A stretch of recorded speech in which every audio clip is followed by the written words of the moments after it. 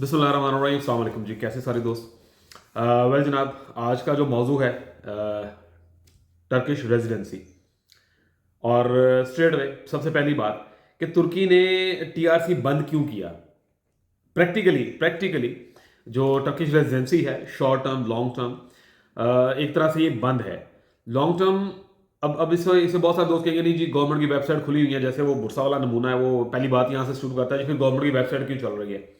एक एक proper protocols हैं रेजिडेंसी के, वो ये इन सब चीज़ों को कैटेगराइज करके अलग अलग डिपार्टमेंट नहीं बनाएंगे, एक ही वेबसाइट है, उसके ऊपर उन्होंने ऑप्शन दिया हुआ है आपको। गवर्नमेंट बता रही है कि अब रेजिडेंसी $75,000 बड़े शहर, $50,000 छोटे शहर जहां पर फैसिलिटीज़ ना होने के बराबर हैं, जहां पर अपॉर्चुनिटीज़ ना होने के बराबर हैं, आप जाके प्रॉपर्टी बाय करें और आप रेजिडेंसी ले लें। लेकिन सवाल यह है कि गवर्नमेंट ने बंद क्यों किया, इसके पीछे क्या वजह थी, क्या मुहर्रकात थे। ऐसा क्या हुआ कि सडनली, बिकॉज ये 2022 में बंद कर दिया गया था, उसके बाद से अभी तक ये जो नमूने वीडियोस बना रहे हैं, डिफरेंट किस्म के झूठ फैला रहे हैं, र्यूमर्स दे रहे हैं, इसमें कहीं पर भी सच्चाई नहीं है कि जी कार्ड बन रहे हैं। अगर 1,000 बंदा अप्लाई कर रहा है, नए आने वाले लोग, अगर 1,000 बंदा TRC, short term residency, touristic residency, what ever you आप इसको जो भी कहें, जब अप्लाई कर रहा है, तो हार्डली उनमें से 2 या 3 केसेस, 1,000 में से 2 या 3 बंदों के कार्ड बन रहे हैं, कभी 6 माह का, कभी 3 माह का। अभी चल क्या रहा है, सबसे पहली बात, जिन लोगों की एक्सटेंशन थी, गवर्नमेंट ने वो रिजेक्शन में डालना शुरू कर दी हैं, और बहुत सारा एक नई चीज स्टार्ट हुई है कि जिन लोगों के 5वां, 6वां, 7वां, 8वां या दूसरी बार जो टीआरसी ले रहे हैं, तो उनके कार्ड के ऊपर एक कोड लगा हुआ आ रहा है, लिखा हुआ आ रहा है, सादे लफ्जों में कहने आप, कि दोबारा आपको रेजिडेंसी नहीं दी जाएगी अनटिल अनलेस कि आप इसको स्टूडेंट रेजिडेंसी में कन्वर्ट कर लें, आप प्रॉपर्टी बाय करके इसको बी कैटेगरी यानी इन्वेस्टर रेजिडेंसी में कन्वर्ट कर लें। थर्ड, आप वापस जाएंगे, दोबारा आएंगे, प्रॉपर्टी बाय कर लें, यानी डिफरेंट कंडीशंस और सिनेरियोज हो सकते हैं, लेकिन उस रेजिडेंसी को अब वो लोग जिनको वो बार कोड लगा हुआ आ जाएगा, अपनी दोबारा रेजिडेंसी नहीं ले सकेंगे। अब आ जाते हैं कि क्यों बंद किया गवर्नमेंट। अगेन, ये 0.001% चांसेस हैं आप नए आने वाले लोगों के लिए कि उनका कार्ड बने, और जिनका रिन्यूअल हो रहा है, अगर तो फैमिली रेजिडेंसी है, बच्चे बच्चे पढ़ रहे हैं, कुछ सिनेरियो है, प्रॉपर्टी ले ली, भले 2, 4, 5 लाख लिरा की लेनी हुई थी उन्होंने, विच इज राउंड लाइक कोई आज के दिन में $10,000 की भी प्रॉपर्टी किसी की है, तो वो कदरे सेफ है अगर फैमिली वाला बंदा है तो।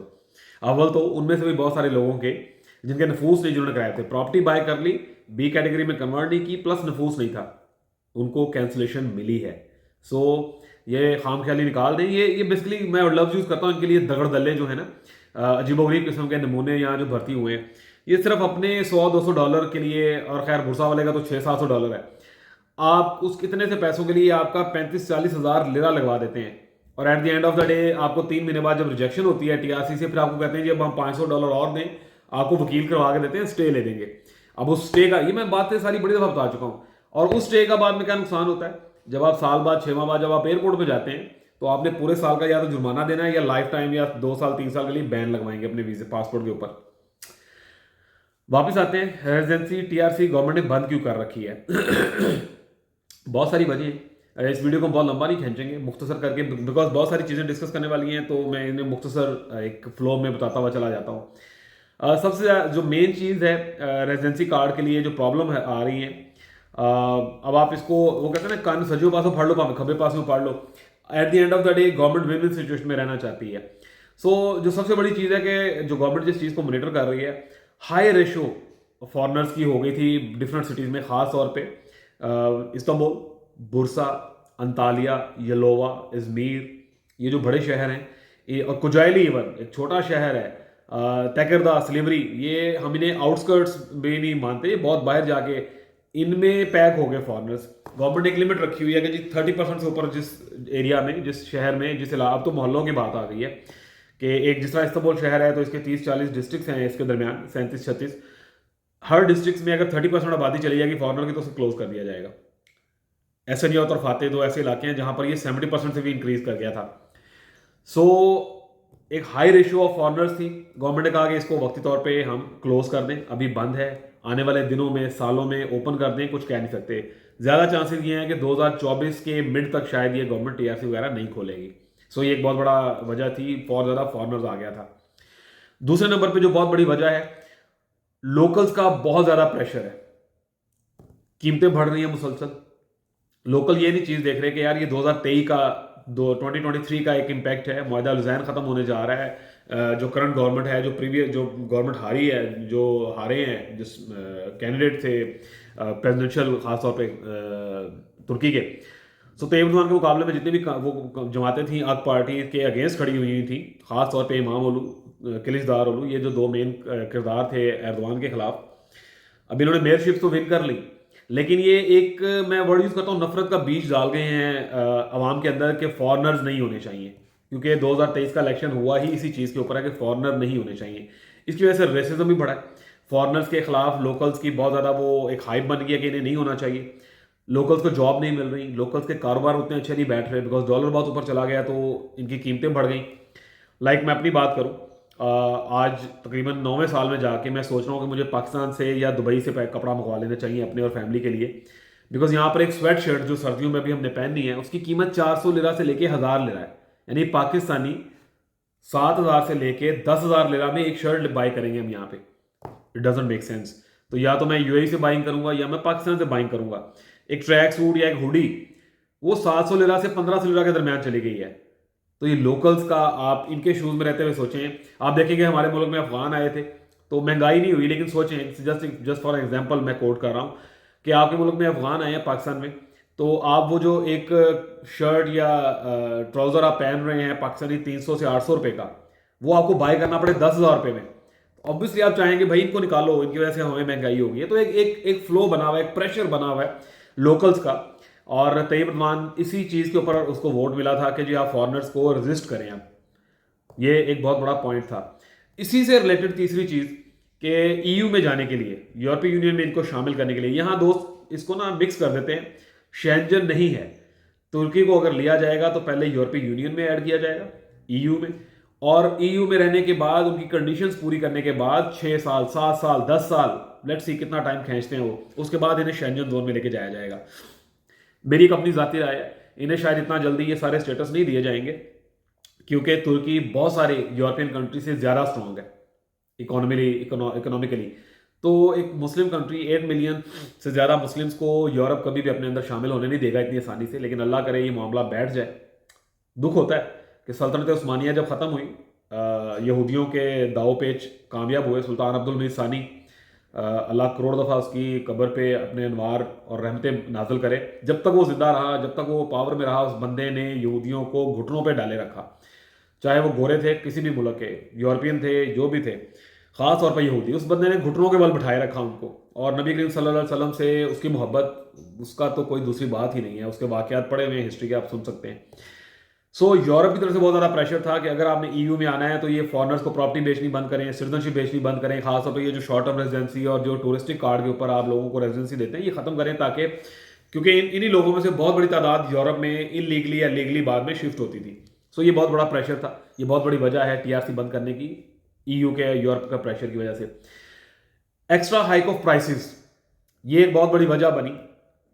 जैसे कि मैंने अभी थोड़ी देर पहले बताया, फूड महंगा हो गया, कपड़ा महंगा हो गया, जूता महंगा हो गया, यानी नाइकी की हाई कॉपी, जॉर्डन की हाई कॉपी, ये चीज़ें यहाँ पर हम लोग 100 लिरा, 50 लिरा, 150 लिरा मैक्सिमम में इंजॉय करते रहे हैं। कॉपी, नॉट ओरिजिनल, लेकिन copy, these copies are very close to original products. अब ये सारी चीज़ें यहाँ पर 1000-1500 लिरा पे पहुँच गई हैं। 2200 लिरा में नाइकी की कॉपी शूज़ मिल रही है। तो ये हाइप ऑफ प्राइसेस जो है, एक हाइक जो एक क्रिएट हुई है, इसकी वजह से भी बहुत ज़्यादा प्रॉब्लम हुई गवर्नमेंट को कि ये चूँकि कंजप्शन बढ़ गई, कंजप्शन बढ़ने की वजह से ओवरऑल जो है प्राइसेस में ये नहीं हुआ कि ये जो एक कंट्रोल था ना तुर्की में कि डिमांड एंड सप्लाई, तो डिमांड एंड सप्लाई के मुताबिक 2018-19 तक चीज़ें कंट्रोल में थी गवर्नमेंट के, लोकल पैसा कमा रहे थे और सब चल रहा था। लेकिन डॉलर के बढ़ने की वजह से कॉस्ट बढ़ गई, कॉस्ट बढ़ने की वजह से प्रोडक्शन ज़्यादा करने की वजह से मजीद मटेरियल महंगा लेना पड़ा और वो महंगाई की तरफ। सो ये हाइक ऑफ प्राइसेस जो है, ये भी बहुत बड़ा एक एलिमेंट बना के यार फॉरनर्स को बस साइड बाय किया जाए और लोकल्स के साथ इसको जितना अच्छा चलाया जा सके। तो ये एक बहुत बड़ा पॉइंट बना यहाँ पर टीआरसी को रोकने में। पांचवी चीज़, क्राइम रेशियो बहुत ज़्यादा बढ़ गई थी, क्योंकि चोक कला मलिक बोलते हैं, यानी बहुत ज़्यादा रश हो जाने की वजह से चोरी चकारी, स्नैचिंग और ख़ास तौर पे पिक पॉकेट जो है ये बहुत ज़्यादा बढ़ गया था यहाँ पर। अब इसमें बहुत बड़े तादाद जो है वो सीरियंस की थी जो इस मामला में रहे, लेकिन फिर लोकल भी ऐड हो गए, अफगानी भी ऐड हो गए। हमारे पाकिस्तानी तो सिर्फ चोरी, ये मतलब चोरी चकारी में शामिल नहीं है अल्हम्दुलिल्लाह, लेकिन ये माशाल्लाह ऐसे छोड़े उतारते हैं अपने पाकिस्तानी भाइयों के। ये सारे एजेंट हैं, बाय बर्थ एजेंट हैं। इनकी घुटी में लिखा हुआ है, दाई मुंह पे शहद लगा के कहती है कि तू डीलर है, तू एजेंट है, तू वीज़े भी देने ने, तू प्रॉपर्टियाँ भी बेचनी है उत्थे जाके। मतलब इस्तेमाल के पानी में कसर है शायद कि यहाँ उतरते ही सबसे पहला काम यही होता है। मेरा आज भी रियल एस्टेट का ऑफिस है पाकिस्तान में अल्हम्दुलिल्लाह, DHA फेज़ 1 में। मैं 2003 में मैंने बैंक से रिजाइन किया था, आज तक मैं रियल एस्टेट में हूँ। सो मैं यहाँ के एजेंट ही बना था और मुझे 9 साल हो गए। तो ये 2018-19 के कोरोना टाइम्स के बाद जितने यहाँ पर आए ना, ये सारे बाय बर्थ एजेंट हैं। चाहे वो कोई सऊदीया से आया है, कोई UAE से आया है, कोई इंडिया से आया है, कोई UK से यहाँ आया है, कोई पाकिस्तान से, तो जितना भी आया है ना ट्रॉलियाँ भर भर, ये सारे एजेंट हैं। और इन्हें कोई काम नहीं है, भले कोई डॉक्टर है, इंजीनियर है, इन्होंने सिर्फ एजेंटियाँ करनी है। सो क्राइम रेट को बहुत ज़्यादा बढ़ा। ये बहुत बड़ी वजह बनी, गवर्नमेंट ने इस चीज़ को सीरियसली लिया और बहुत ज़्यादा फर्क पड़ा है पिछले 1.5 साल में। ये एक की पॉइंट है रेजिडेंसी बंद होने की वजूहत में से।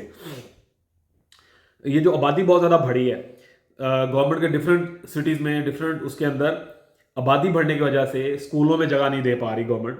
हॉस्पिटल में बहुत ज़्यादा रश होना शुरू हो गया। ये चीज़ हमने भी एक्सपीरियंस की। पहले बच्चों के सेक्शन होते थे स्कूल्स में। लोग मेरी बेटियां अल्हम्दुलिल्लाह लोकल स्कूल में जा रही हैं, और बड़ी बेटी इमाम खतीब में है, छोटी बेटी दूसरे स्कूल में। तो चूँकि इमाम खतीब में 5th या 6th स्टैंडर्ड से लेते हैं बच्चों को, और उनकी काबिलियत के मुताबिक उन्हें लिया जाता है। इतना आसान नहीं है इमाम खतीब में बच्चों को कराना। यहाँ लोग ये कह रहे थे वो तो इस्लामी स्कूल है। अल्हम्दुलिल्लाह क्या शानदार स्कूल सिस्टम है। अगर आप तुर्की में हैं तो हज़ारों डॉलर भर के बच्चों को बेतुकी इंग्लिश वाले स्कूलों में पढ़ाने के, क्योंकि ये जितने भी इंग्लिश स्कूल सिस्टम्स हैं ये मोस्टली पाकिस्तानी, इंडियन, नेटिव्स बहुत कम हैं। इनके जो ज़रा सी जिन्हें इंग्लिश बोलने आती है, और MA BA टाइप जो स्टूडेंट्स यहाँ आ जाती हैं, खासतौर पर लेडीज़, उनको ये हायर कर लेते हैं। तो क्या इंग्लिश सिखाएंगे जिनकी अपनी इंग्लिश अच्छी नहीं है। तो मैं उसके हक में तो कभी भी था ही नहीं। सो वहाँ जा रहे हैं, वो बड़ा बेहतरीन है। लेकिन इस साल मुझे डोनेशन या डोनेशन वाला सिस्टम है तुर्की में। आपकी फीसें नहीं है गवर्नमेंट स्कूल्स में, लेकिन आपको डोनेशन देनी पड़ती है। सो मुझे उसको बेटी का स्कूल शिफ्ट कराना था, तो मुझे डोनेशन देना पड़ी जगह लेने के लिए। उसके लिए ये लोकल्स के लिए भी मसला हो रहा है। सो ये जो चीज़ें गवर्नमेंट प्रॉपरली फैसिलिटेट नहीं कर पा रही थी, तो उसकी वजह से भी सोचा गया कि यार ये हॉस्पिटल और स्कूलों में इतना रश हो गया कि 8-8, 9-9, कहाँ 4 सेक्शन, कहाँ 8-8, 9-9, 10-10 सेक्शन बना के भी काम नहीं चल रहा। और बच्चों को, और फिर ऊपर से शिकायत लोगों के जी कि बच्चे घरों में बैठे हुए हैं जी, सहूलत नहीं दे रही गवर्नमेंट। सो ये बहुत बड़ी वजह है कि गवर्नमेंट प्रॉपर फैसिलिटेट नहीं कर पा रही, तो रेजिस्ट करना पड़ रहा है, इनको रोकना पड़ रहा है, वरना तो लोग चले आए तुर्की भर दे सारा।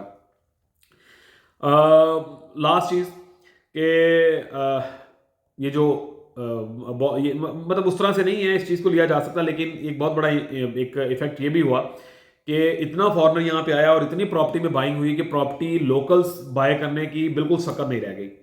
मैं जब यहाँ आया था 2014 में, तो मैंने 3+1 प्रिंसेस आइलैंड को फेसिंग एक अपार्टमेंट बाय किया था 7th फ्लोर के ऊपर, और ह्यूज 210 स्क्वायर मीटर का, जिसके बाहर खाली 70 स्क्वायर मीटर जितने का आज अपार्टमेंट मिलता है 2+1, इतना तो खाली उसका टेरेस था और सामने समंदर सारा। वो मैंने बाय किया था 2.5 लाख लिरा का। पाकिस्तानी करेंसी में अगर कन्वर्ट करूँ मैं लिरा में, तो 2.5 lakh lira at that time, 39-40 lakh Pakistani. आज के दिन में वहाँ पर 4 मिलियन 45 लाख लिरा से नीचे यूनिट नहीं मिल रहा 2+1। 3+1 तो छोड़ दें, बात डॉलर में चली गई। सो लोकल्स की सकत ही खत्म हो गई है। बॉटम प्राइस जो है, स्टार्टिंग प्राइस जो है, वो 8 से 9 लाख लिरा है एक ऑन एवरेज प्रॉपर्टी बाय करने के लिए तुर्की, इस्तांबुल या किसी बड़े शहर में। आप बुरसा या छोटे शहरों में चले जाएं, यहाँ फैसिलिटेशन नहीं है, जहाँ स्कूल नहीं है, जहाँ पर आपको रेसिज्म भी थोड़ा बर्दाश्त करना पड़ेगा, लोकल्स कितने फ्रेंडली नहीं मिलेंगे आपको, जॉब तो होने के बराबर है ही नहीं ना, जॉब अपॉर्चुनिटीज़ होंगी नहीं, इलीगल्स फिर भी कोई ना कोई काम ढूंढ लेते हैं। सो उन जगहों पे भी अब प्रॉपर्टीज़ की कीमतें 6 लाख से स्टार्ट हो रही हैं, बॉटम 6 लाख ले रहा है। सो ये एक बहुत बड़ा एक ये भी इफेक्ट था। So these are the main key point जिनकी वजह से आपको TRC देना गवर्नमेंट ने सोचा कि अभी नहीं दिया जाना चाहिए। बहुत सारे मेरे नमूने दोस्त, अगेन मैंने लास्ट वीडियो में बताया था कि इतने के रंगीले इकट्ठे हो गए हुए हैं, इन लोगों को सिर्फ इस चीज़ से गर्ज है कि हमारी जेब में 200-300 डॉलर आ जाए। ये जो बंदा आ रहा है पाकिस्तान से, भले वो प्रॉपर्टी बेच के आया, माँ बहन का जेवर बेच के आया, कोई अपनी प्रॉपर्टी बेची है, गाड़ी बेची है, मतलब अपना फ्यूचर मुस्तकबिल स्टेक पे लगा के आ गया, उससे दिहाड़ी लगाएंगे, उसका 40-50 लिरा लगा देंगे और फिर वो बेचारा इलीगल बैठा होगा। 1000 में से किसी 1 या 2 को TRC मिलती है 6 माह साल, और वो एक्सटेंड नहीं होनी। फैसला आपके अपने हाथ में है। तुर्की जॉब्स के लिए नहीं है। तुर्की यहाँ आके किराए पे घरों पे TRC लेके, रेजिडेंसी लेके, वो पहले वाले मज़े ख़त्म हो गए हैं। जब ये दोबारा स्टार्ट होगा, ऑब्वियसली सबसे पहली वीडियो शायद मैं ही डालूंगा कि हाँ जी अब आप आ सकते हैं। अभी नहीं, अभी के लिए नहीं। अगर आप रेंटल प्रॉपर्टी के ऊपर रेजिडेंसी लेने के लिए आ रहे हैं, मत आए। अगर आप यहाँ जॉब करने के लिए आ रहे हैं, मत आए। ये दो चीज़ें यहाँ पर नापैद हैं। तीसरा वर्क परमिट, इसके ऊपर नेक्स्ट वीडियो बड़ी डिटेल आएगी। सब्सक्राइब कर लें चैनल को जो नए दोस्त सुन रहे हैं। ये वीडियोस शेयर करें अपने उन दोस्तों को जो प्लान कर रहे हैं तुर्की आने के लिए, ताकि आपका भला हो, उस बंदे का भी भला हो जो सुन रहा है। अभी तो ये सिचुएशन है तुर्की में कि अगर लाइक 200 फैमिलीज रह रही हैं तो 200 नहीं 600 चैनल चल रहा है। सुबह अम्मी वीडियो डालती हैं, दोपहर को बच्चे डालते हैं, शाम को अब्बू बैठ जाते हैं चैनल के आगे आके, लो जी तुर्की में ये हो गया, तुर्की ने वो कर दिया, तुर्की ने फलां कर दिया। खुदा, ये जो पार्कों में, सड़कों में और अपने टीवी लाउंज में बैठ के वीडियोस बना रहे हैं ना, यहाँ से सुना करें, यहाँ से निकाल दिया करें। ये वो लोग हैं जो एक कोई भी खबर उठाते हैं ना, तो इनकी कंपनीज हैं ना इनके ऑफिस हैं, इनका खर्चा कोई नहीं है, ये सिर्फ आपके दिमाग में भुस भरने के लिए सुबह शाम वीडियोस डालते हैं। लैक ऑफ इन्फॉर्मेशन है, फजूल किस्म की चीज़ें उठाते हैं, चैनल पर डाल देते हैं, आप लोग देखते हैं, वो और हौसला मिलता है, और बकवास चलती है। इन चीज़ों को डिस्करेज किया करें। आपने देख लिया एक बंदा सड़क पे यूं बगल के पास कैमरा लगा के वीडियो बना रहा है, एक बंदा टीवी लाउंज में बैठ के वीडियो बना रहा है। ये वो लोग हैं जिनके पास करने को कुछ नहीं है यहाँ पे, इन्हें मुर्गे चाहिए सिर्फ। So you need to be very careful, avoid करें। सब्सक्राइब करें चैनल को, वीडियो पसंद आ रही है तो लाइक करें, अपने दोस्तों तक शेयर करें। मैंने ये चीज़ें कभी नहीं बोली, कहने का मकसद ये है कि मैक्सिमम लोगों तक पहुंचे। और बेल आइकन लाजमी प्रेस करें, बिकॉज ये कंप्लीट सीरीज है तुर्की से रिलेटेड। जो 12-14 मेन टॉपिक्स हैं, जो चीज़ें चेंज हुई हैं, ये सारी फर्दर हम डिस्कस करते जाएंगे इंशाल्लाह ताला। और एंड पे लाइक 8-10 वीडियोस के बाद मैं फिर अगेन एक दफ़ा बताऊंगा कि क्या अपॉर्चुनिटीज़ हैं तुर्की में। मैंने बड़ी डिटेल वीडियोस बना रखी हैं, अगर आप मेरे पुराने वीडियोस पर चले जाएँ चैनल की, लाइक 2018-16 से मैं वीडियोस डालता आ रहा हूँ। ज़रूरत की सिर्फ, मंजन नहीं बेचा। अल्हम्दुलिल्लाह मैं शायद वाहिद वो यूट्यूबर हूँगा जिसने आज तक अपने चैनल से एक सिंगल डॉलर नहीं निकलवाया कभी, कि मेरी मतलब ये ना हो जाए कि यार ये पैसे बना कमाने के लिए मैंने बनाया हुआ है। जमा हो रहे हैं, कभी काम आएंगे, लेकिन मकसद प्योरली मदद है। अल्हम्दुलिल्लाह, दुआ में याद रखें। जज़ाकल्लाह, अल्लाह हाफिज़।